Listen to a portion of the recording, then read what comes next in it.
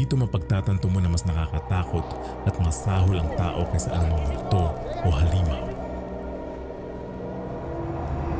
Maligayang pagbabalik sa Cinema Recap. Ngayon ay ibubuod natin ang suspense thriller film na pinamagatang Eden Lake.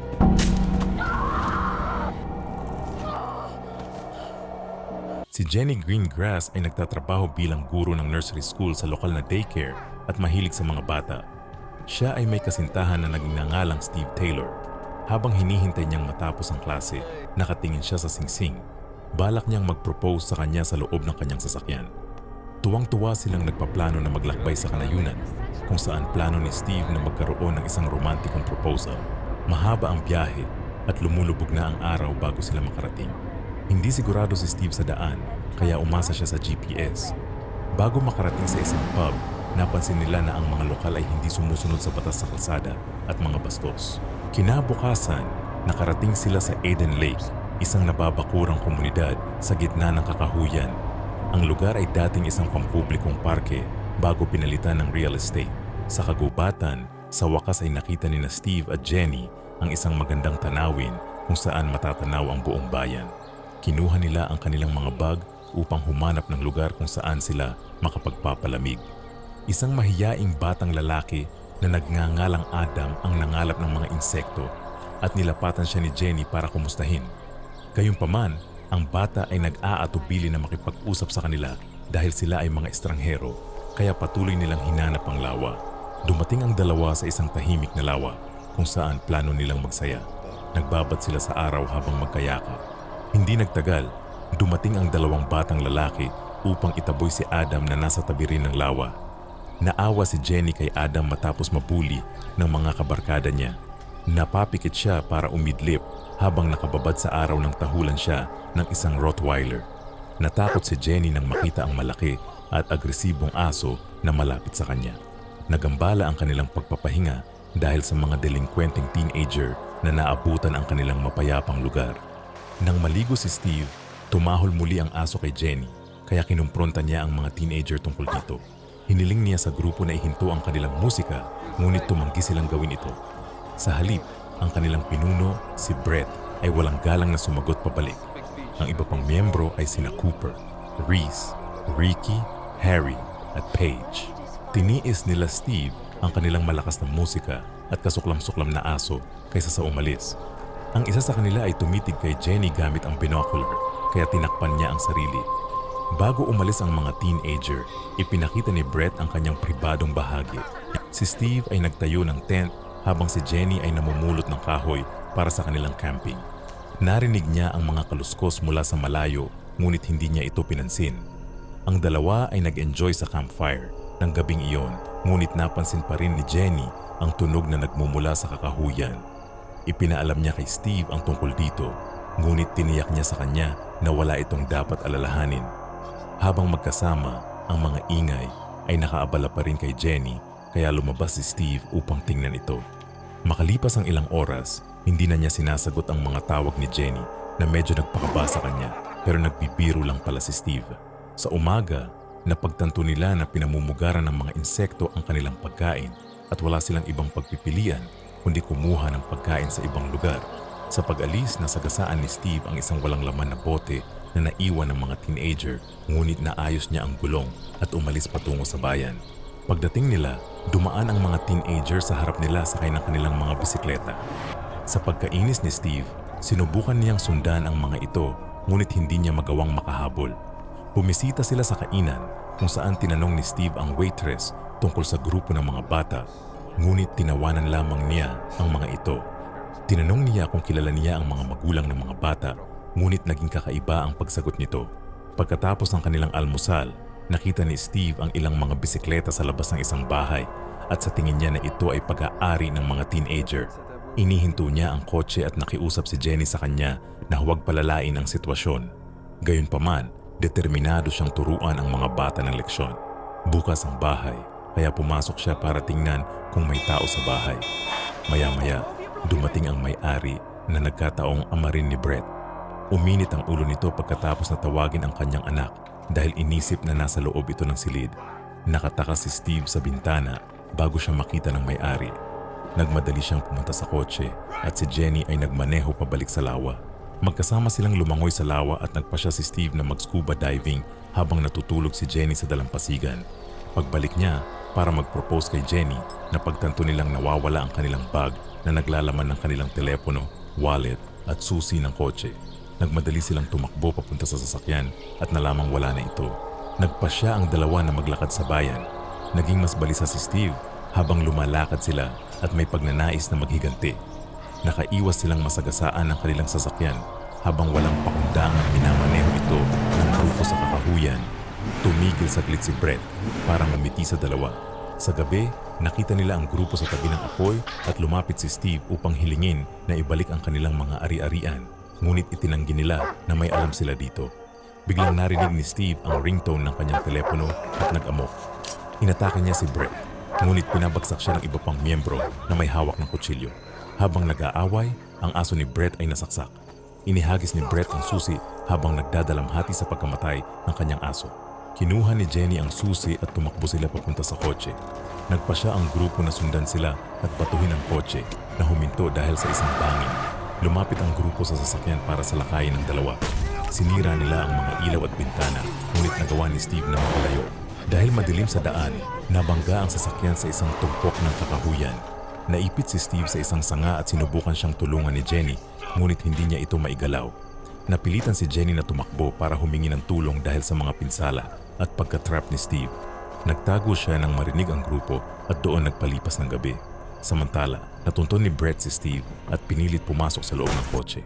Sa pagsikat ng araw, nakita ni Jenny ang sapatos ni Steve at natakot na siya ay nasa panganib. Sinundan niya ang mga bakas at nakita siyang nakatali ng barbed wire at tuguan. Nataranta siya dahil walang mahinga ng tulong at walang signal. Si Brett at ang kanyang mga kaibigan ang nagpapahirap sa kanyang kasintahan. Nakiusap si Steve sa mga bata na palayain siya, ngunit pinilit ni Brett na maghiganti para sa kanyang aso. Sinubukan ni Harry na pakalmahin si Brett at hinikayat na palayain si Steve, ngunit nakatanggap lamang siya ng isang sermon. Inutusan ni Brett na hiwain si Steve habang kinukuhanan ni Paige ang pagpapahirap. Ang grupo ay nagpapalitan ng pananakit kay Steve na nagdulot ng higit pang mga sugat sa kanya. Pinapanood ni Jenny ang buong pangyayari at walang magawa kundi umiyak habang nagtatago. Napagtanto niya na papatayin na nila siya, kaya ginamit niya ang Bluetooth sa kanyang GPS para kumonekta sa telepono ni Steve. Tumawag siya sa 911 para humingi ng tulong, ngunit napansin ni Brett at naramdaman niyang nasa malapit si Jenny. Nagpakita si Jenny at hinayaan ang grupo na habulin siya para si Steve ay may pagkakataong makatakas. Ang mga teenager ay sumakay sa kanilang mga bisikleta sa kagubatan para habulin siya, ngunit nagawa niyang iwasan ang mga ito sa pamamagitan ng paggamit ng isang troso upang mabangga ang mga ito. Lumayo siya at tumakbo para iligtas si Steve nang makita ang isang maliit na mobile home. Isang radio phone ang nasa loob ng bahay, ngunit ito ay hindi niya maabot. Pilit niyang inabot ito nang nakarating din ang mga bata sa lugar.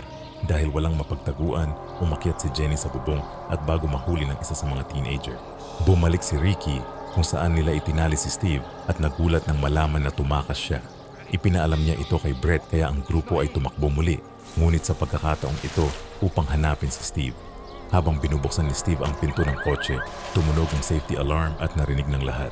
Nalaman ng grupo na ang isa sa kanilang mga target ay malapit sa kotse. Sa wakas ay muling nakasama ni Jenny si Steve matapos itong muntik na matamaan sa pag-aakalang isa siya sa mga bata. Tinulungan niya si Steve na tumakbo sa abot ng kanilang makakaya, ngunit matindi ang sugat ni Steve. Napunta sila sa isang maliit na cabin kung saan inayos ang mga sugat nito, ngunit sigurado siya na ang mga sugat nito ay ikakamatay niya. Habang inaayos ang mga sugat ni Steve, nakita ni Jenny ang engagement ring. Samantala, sinusubaybayan pala ng grupo ang cabin at nang buksan nila ito, nakita lang nila ang first aid kit na may dugo ni Steve. Nagawa ni Jenny na magtago sa ilalim ng cabin na nakalubog sa tubig. Hawak niya si Steve na ngayon ay nasa isang napaka-critical na kondisyon at naririnig ang mga teenager sa planong hulihin sila. Pagkatapos umalis ng grupo, kinaladkad niya ang katawan ni Steve sa lupa kung saan niya ito inihiga. Kapansin-pansing sinabi ni Jenny na oo sa kanyang panukala bago tumakbo para humingi ng tulong. Hindi sinasadyang natapakan niya ang isang malaking spike at napasigaw dahil sa sobrang sakit at nadinig ito ng grupo. Gumapang siya sa isang tagong espasyo para tanggalin ang spike sa paa niya at kailangang tiisin ang sakit. Humiga siya saglit para makabawi ng lakas nang may makita siyang nakatayo. Nakita siya ni Adam at nagpa siyang maglakad kasama niya patungo sa ligtas na lugar.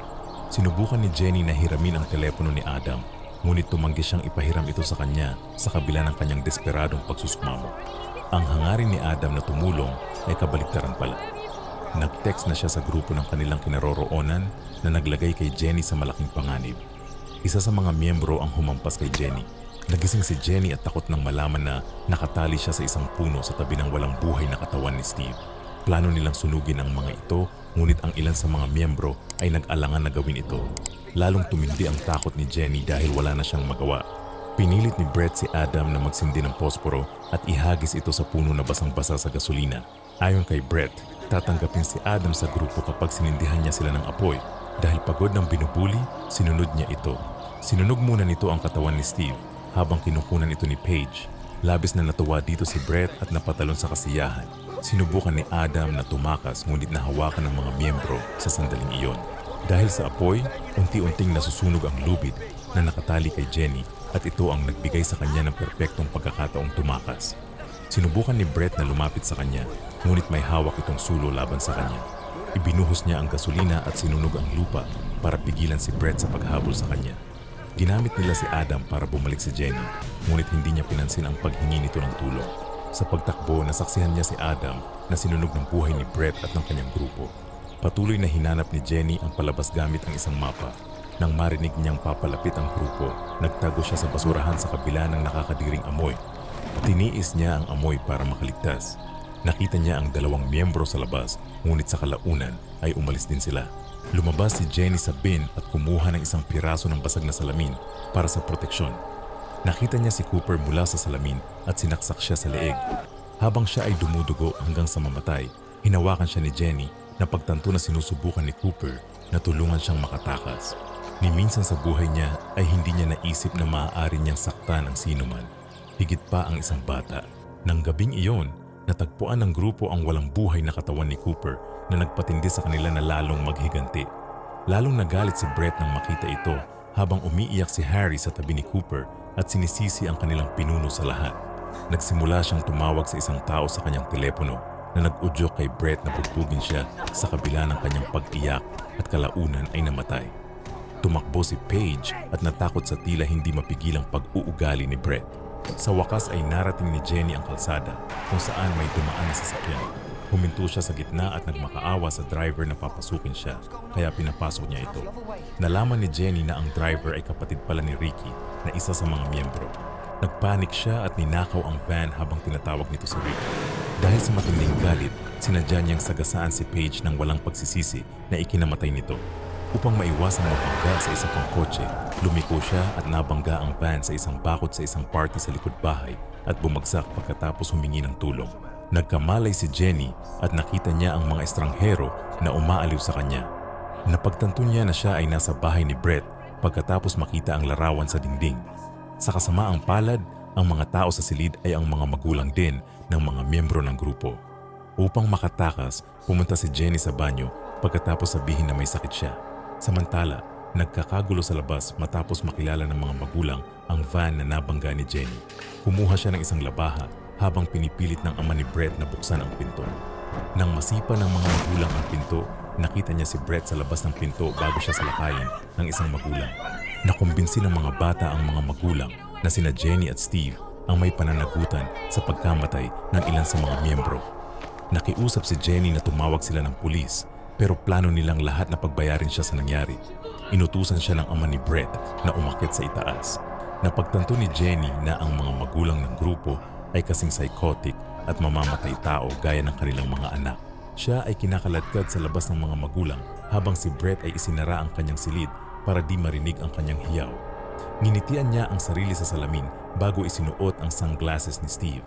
Pagkatapos ay patuloy siyang nag-delete ng footage mula sa telepono ni Paige upang itago ang anumang ebidensya. Ano ang masasabi mo sa pelikulang ito? Mag-iwan ng komento sa ibaba. At kung nagustuhan mo ang videong ito, mag-like at mag-subscribe para sa higit pang recaps. Hanggang sa muli.